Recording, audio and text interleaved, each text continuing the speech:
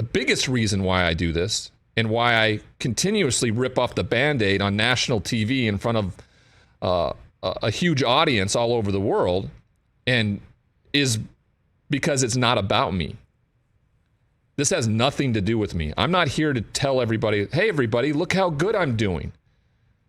Right? I'm not Ron Burgundy in it saying, hey, everybody, come see how good I look. That's not why I'm doing this, right? This is about somebody out there who still struggles.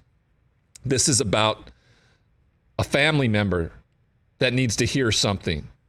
And it doesn't mean my story is more important or less important than anybody else's. I guarantee you right now, if you came into this studio, sat down in this chair, and told us your story, I don't care who you are, it would be impactful.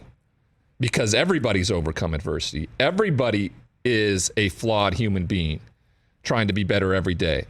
And we make mistakes all the time. Those that you think are out there that don't make mistakes, or this Instagram life or everything like that, that doesn't exist. That's not real, right? This is an escape. Opportunities like this are an escape and an opportunity to be of service in some way, shape, or form. So that is exactly why I do this. It's not the greatest feeling in the world to, talk about all your missteps at the combine yesterday in the hopes that somebody who may be going through that process right now hears it and goes, oh, this is what made Ryan, who was the second overall pick in the NFL draft, stumble and fall because he wasn't addressing the things that he needed to address. I had somebody point out that Ryan didn't love football. That's why he failed. And that is completely untrue. I love football. I loved it to death. The difference was I didn't love myself very much.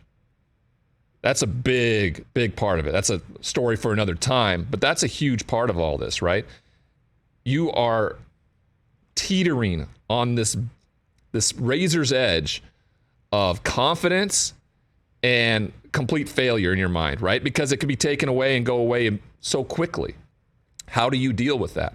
And the stigma that has existed for so long is a big reason why it's so difficult for somebody to raise their hand and say, hi, I'm struggling here.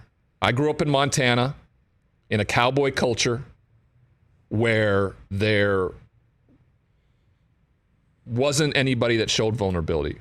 And then I went into the locker rooms in college and in the pros, and I never saw another male stand up and go, I am really hurting here. Can you please help me? So if you haven't ever heard it, how are you supposed to act accordingly? You don't. You're the big, strong athlete. You hold everything in. You don't allow anybody else in. And before you know it, you can't compute. You can't function. And scarily enough, could be gone. I had the same reaction when Vincent Jackson passed away a year ago. It was more emotional at the time because I didn't know the man. I didn't know him. I just know that he played in the NFL. He was an incredible player. He did so much for his community, and he died alone in a hotel room. And I know exactly how that feels to be dying alone in a hotel room. And it's the worst thing you can imagine. The isolation, the alone, all of it. And I wanted change. And so it was pointed. It was at the NFL. It was at the NFL Legends community. It was everybody involved with that. And I've come to realize that it's more on us as former players. We can't just continue to assume that the NFL is going to take care of us. It has to be with us. And when somebody like myself is given an opportunity like Rich Eisen gives me, there has to be something to that, right? It just can't be that I'm in broadcasting and I commentate about the NFL and college football and basketball and everything like that. It has to be more. And if I don't utilize that platform to try to give back, then what's the point? What's the point in that, that I went through everything that I did, the purpose-driven life that exists now? There is no point to it. And that's one of the biggest transitional issues with NFL players or any athlete. They've been this certain thing for so long. How do they transform? How do they transition? What happens when you take off that uniform? You don't feel the value that you've always had because everybody's placed you on this pedestal for so long. And now if you don't know who your identity is, you don't know what your purpose is. I know what my purpose is now. Humility is the ability to look in the mirror in the morning and be okay with what you see. And for the longest time, I was never okay with who I saw. I would look away. My eyes couldn't stare at myself because I was so fearful that I couldn't live up to anybody's expectations, especially myself. But now, this morning, when I wake up and I looked in the mirror, I'm okay with who I am, flaws and all. I'm a new father. I make a ton of mistakes. I'm a partner who makes a ton of mistakes. I'm a former NFL football player who believes is living with CTE. We know what that is now and what the symptoms are. Can't be diagnosed until you're dead. But because of everything that I went through, I had to address a lot of things. And the reason I started this monologue to start the show was because when you are addressing anybody who deals with a mental illness, because they're addressing it doesn't mean it's fixed, right?